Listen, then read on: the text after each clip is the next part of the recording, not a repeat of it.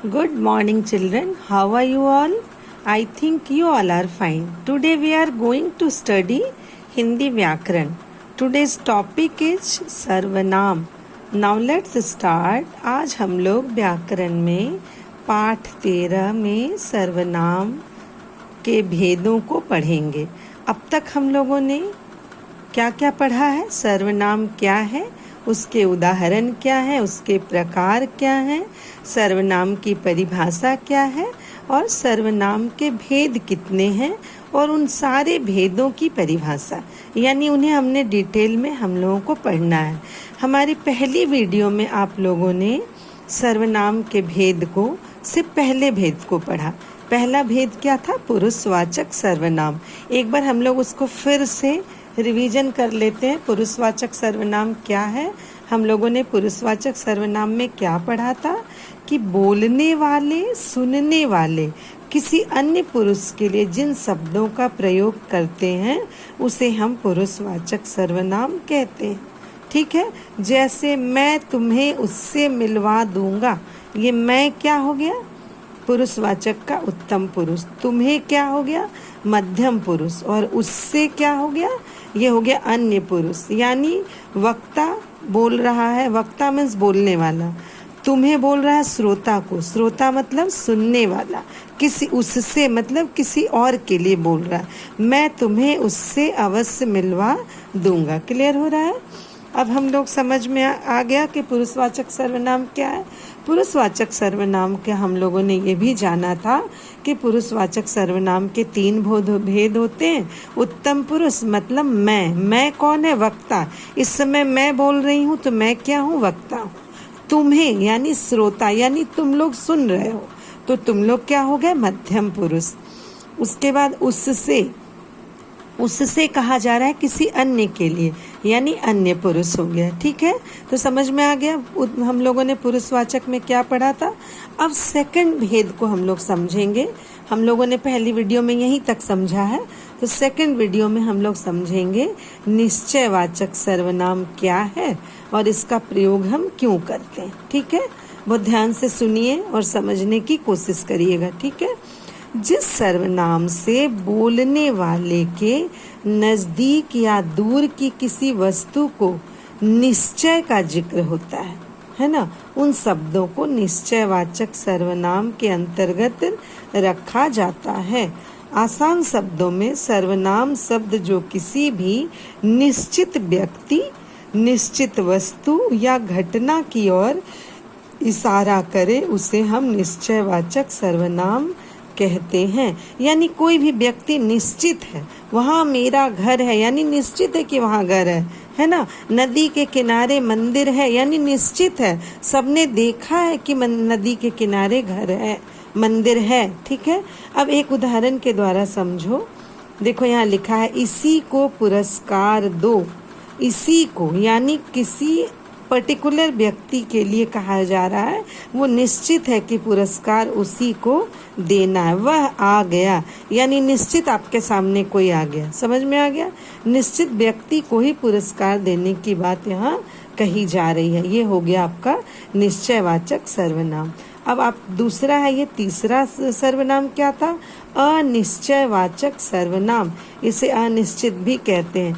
जिन शब्दों से किसी व्यक्ति, वस्तु आदि का निश्चय पूर्वक बोध ना हो, है ना, निश्चय नहीं है, उसका ज्ञान नहीं हो रहा, हमें डाउट है ना, हमें पता नहीं है कि वहाँ क्या हो रहा है, तो वहाँ पर हम अनिश्चयवाचक, उन शब्द को हम अनिश्चयवाचक सर्वनाम कहेंगे. जैसे कोई, कौन, किसने, किन्हीं ने, जौन, जहाँ आदि. एक उदाहरण द्वारा समझिए. जैसे हम लोग जनरली हम लोग इस तरह की बातें करते हैं. देखो दरवाजे पे कोई खड़ा है, तो देखो दरवाजे पर कोई खड़ा है, क्योंकि हमें घर के अंदर से पता नहीं है, अनिश्चय है, अनिश्चित है, कोई खड़ा है भी कि नहीं. हमें एक आहट मिल रही है कि देखो दरवाजे पे कोई खड़ा है, तो हमें पता नहीं है वो कौन है. ठीक है. ये हो गया अनिश्चय. समझ में आ रहा है? अब तीसरा भेद है प्रश्नवाचक सर्वनाम. पर प्रश्नवाचक सर्वनाम हम वाक्य में प्रयुक्त वह शब्द जिससे किसी व्यक्ति, वस्तु, स्थान के विषय में प्रश्न किया जाए वो प्रश्नवाचक सर्वनाम कहलाता है। कैसे? अब इसको उदाहरण से समझिए। क्या, कौन, कहाँ, कब, कैसे। जैसे हम आपसे पूछ रहे हैं कहाँ जा रहे हो, तुम्हारा घर कहाँ है, तुम्हारा नाम क्या है, तो ये सब हम आपसे क्या कर रहे हैं? प्रश्न ही तो कर रहे हैं। कहाँ, कौन, किससे, किसने कहा, कब कहा, कैसे कहा, इस तरह के जब हम शब्द या वाक्य हमारे सामने आता है बच्चों, तो समझ जाइएगा वो प्रश्नवाचक सर्वनाम है उसके अंदर। समझ में आ गया? अब आगे बढ़ते हैं। संबंधवाचक सर्वनाम। संबंधवाचक में उस वस्तु का उस वस्तु से संबंध होता है। वो कैसे? वह सर्वनाम शब्द जो एक सर्वनाम का संबंध दूसरे के साथ बताता है। समझ में आ रहा है? वो संबंधवाचक सर्वनाम कहलाता है। जैसे जो करेगा सो भरेगा, जैसा बोओगे वैसा पाओगे। तो ये जैसा के साथ वैसा यानी दोनों शब्द को परिपूर्ण कर रहा है। क्लियर हुआ? अब आ जाइए छठवां निजवाचक सर्वनाम। छठा भेद है किसका? सर्वनाम का। छठवें भेद में कह रहा है निजवाचक सर्वनाम इसका नाम है। इसमें कह रहा है जिन सर्वनाम का प्रयोग वक्ता यानी बोलने वाला, यानी कोई लेखक, लिखने वाला, बोलने वाला जो होता है उसे वक्ता कहते हैं। कह रहा है जिन सर्वनाम का प्रयोग वक्ता या लेखक बोलने या लिखने में अपने लिए करता है वे निजवाचक कहलाता है। जैसे मैं कह रही हूँ मैं खुद पढ़ा लूंगी, मैं खुद लिख लूंगी, मैं आप लोगों को समझा लूंगी। तो ये जो हम शब्द का प्रयोग कर रहे हैं ना, ये सब क्या है? ये सब हम मैं निज अपने लिए बोल रही हूँ, स्वयं के लिए। जैसे मैं खुद लिखूंगा, एक उदाहरण से समझिए, मैं खुद लिख लूंगा। तो यहाँ मैं किसके लिए प्रयोग हो रहा है? स्वयं के लिए ना। इस शब्द में खुद, अपने, आप और स्वयं शब्द स्वयं के लिए किया जा रहा है। ऐसे शब्दों को खुद, स्वयं के लिए जो शब्द का हम प्रयोग करते हैं उसे हम निजवाचक सर्वनाम कहते हैं। समझ में आया? अब कुछ मैं अभ्यास के द्वारा आपको समझाने की कोशिश कर रही हूँ। हालांकि आपके बुक में बहुत सारे एक्सरसाइजेस दिए हुए हैं। उम्मीद है मुझे इस वीडियो से आपको बहुत लाभ मिलेगा और आप समझ जाएंगे कि सर्वनाम क्या है। तो आप सारे एक्सरसाइज को स्वयं फिल करने की कोशिश करिएगा, उसे कॉपी में लिखिएगा भी। ठीक है? अब मैं कुछ अभ्यास के द्वारा आपको समझाने की कोशिश करती हूँ। देखिए, कुछ अभ्यास इस प्रकार है। यह कविता उसने स्वयं लिखी। ये स्वयं क्या है? खुद के लिए, है ना। ये निजवाचक में, क्योंकि कविता किसने लिखा? उसने स्वयं लिखा। जैसे अभी आप बोलोगे मैंने इस वीडियो को स्वयं देखा है, स्वयं समझा, यानी आपने खुद से देखा है।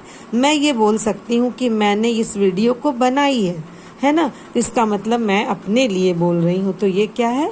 निजवाचक का ही उदाहरण आएगा। समझ में आ रहा है? अब यहाँ लिखा एक और अभ्यास समझिए। कोई उधर जा रहा है। ये कोई क्या है? अनिश्चयवाचक है, ये सर्वनाम है। ये पुरुषवाचक में कोई के लिए कहा जा रहा है यानी अन्य के लिए। अब यहाँ समझ में आ जाएगा, अनिश्चयवाचक सर्वनाम का शब्द है कोई उधर जा रहा है। ठीक है? एक और उदाहरण देखिए, आप यहाँ कब से बैठे हैं। ये आप किस में प्रयोग हो रहा है? पुरुषवाचक के मध्यम पुरुष में, क्योंकि यहाँ वक्ता बोल रहा है, किसी से पूछ रहा है कि आप यहाँ कब से बैठे हैं। तो ये आप किसके लिए प्रयोग हुआ? पुरुषवाचक में मध्यम पुरुष के लिए प्रयोग हो रहा है। क्लियर हो रहा है?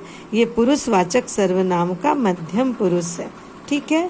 मुझे उम्मीद है बच्चों आप सबों को पार्ट 1 और पार्ट 2 दोनों वीडियो से सर्वनाम के भेद, सर्वनाम के उदाहरण, सर्वनाम के प्रकार, सर्वनाम के परिभाषा बहुत ही मदद मिलेगी समझने में। तो आप लोग वीडियो को बहुत अच्छे से सुनिए, समझिए और उससे प्रश्न बनाइए, स्वयं प्रश्न बनाइए और उत्तर भी स्वयं लिखने की कोशिश करिए। और बुक में जितने एक्सरसाइजेज हैं उसे विदाउट एनी हेल्प, किसी से हेल्प मत लीजिए, खुद से उसे एक्सरसाइज को फिल करिए और उसे कॉपी में लिखकर मुझे सेंड करिए। Okay children, good bye, thank you.